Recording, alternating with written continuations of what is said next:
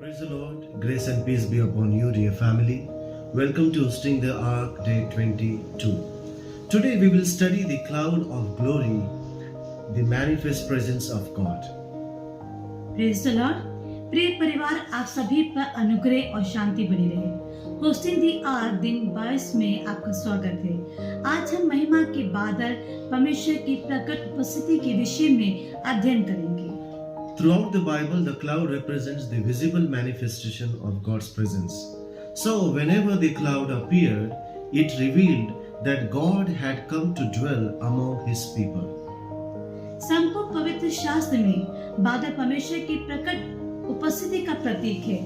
जब जब बादल प्रकट हुआ, उसने ये दिखाया कि परमेश्वर अपने लोगों के बीच निवास करने आया है। Exodus chapter 40 verse 34 to 35.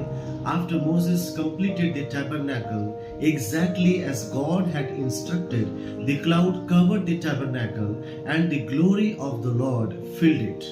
निर्गमन 40 उसके 34 से 35 में हम पढ़ते हैं कि जब मूसा ने परमेश्वर की आज्ञा के अनुसार निवास स्थान का कार्य पूरा किया, तब बादल ने मिलाप वाले तंबू को ढाक लिया और यहोवा की महिमा से वो भर गया। The glory of God was so powerful that even Moses could not enter the tabernacle. So this teaches us that God's glory rests where there is obedience and reverence for His presence. परमेश्वर की महिमा इतनी सामर्थ्य थी कि मूसा भी तंबू में प्रवेश नहीं कर सका। यह हमें सिखाता है कि जहां आज्ञाकारिता और परमेश्वर की उपस्थिति का आदर होता है, वही उसकी महिमा ठहरती है। The cloud also guided Israel throughout their journey. When the cloud moved, they moved.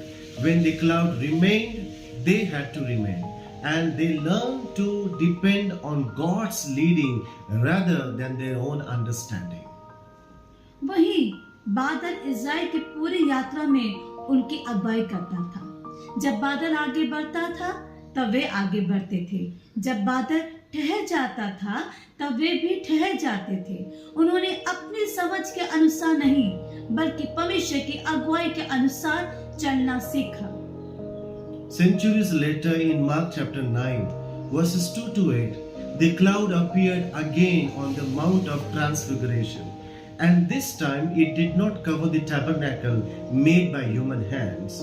It overshadowed Jesus Christ Himself. सदियों बाद मरकुस 9:2 से 8 में रूपांतरण के पर्वत पर वही महिमा का बादल फिर से दिखाई दिया।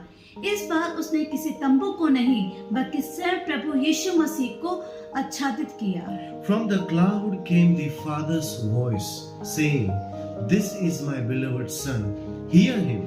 So God revealed that Jesus is the fulfillment of everything the tabernacle and the ark pointed toward. उसी बादल में से पिता की आवाज आई, ये मेरा प्रिय पुत्र है, इसकी सुनो। परमेश्वर ने प्रकट किया कि तंबू और वाचा का संदूक जिन बातों की ओर संकेत करते थे, उनकी पूर्णता प्रभु यीशु मसीह में है। In the book of John chapter 1 verse 14 says, "The word became flesh and dwelt among us, and we beheld His glory." So God's glory is perfectly revealed in Jesus Christ. यूहन्ना 1:14 कहता है, वचन देहधारी हुआ और हमारे बीच में डेरा किया और हमने उसकी महिमा देखी।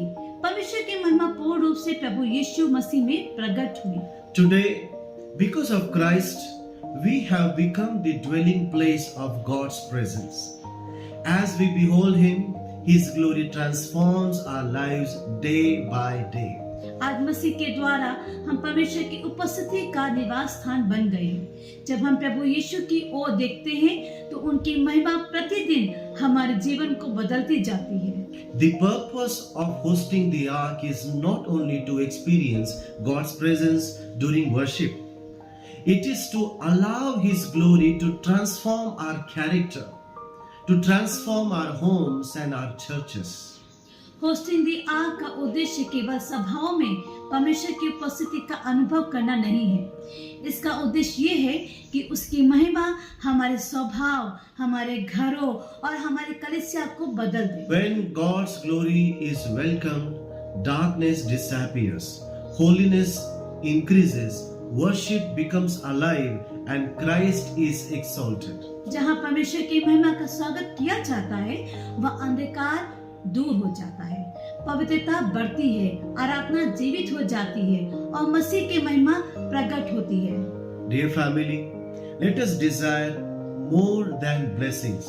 Let us seek the glory and presence of God, and may our homes become places where His presence dwells and where Christ alone is honored. कि परिवार, आइए हम केवल आशीषों की ही नहीं बल्कि परमेश्वर की महिमा और उसकी उपस्थिति की लालसा करें। हमारे घर उसकी उपस्थिति का निवास स्थान बने और हमारे जीवन में केवल प्रभु यीशु मसीह की ही महिमा हो। Thank you for joining us today and continue hosting the ark, and may the glory of God rest upon your life. आज हमारे साथ जुड़ने के लिए आपका धन्यवाद। वाचा के संदूक को अपने जीवन में स्थान देते रहिए और परमेश्वर की महिमा आपके जीवन, आपके परिवार और आपकी कलीसिया पर बनी रहे। Grace and peace be upon you.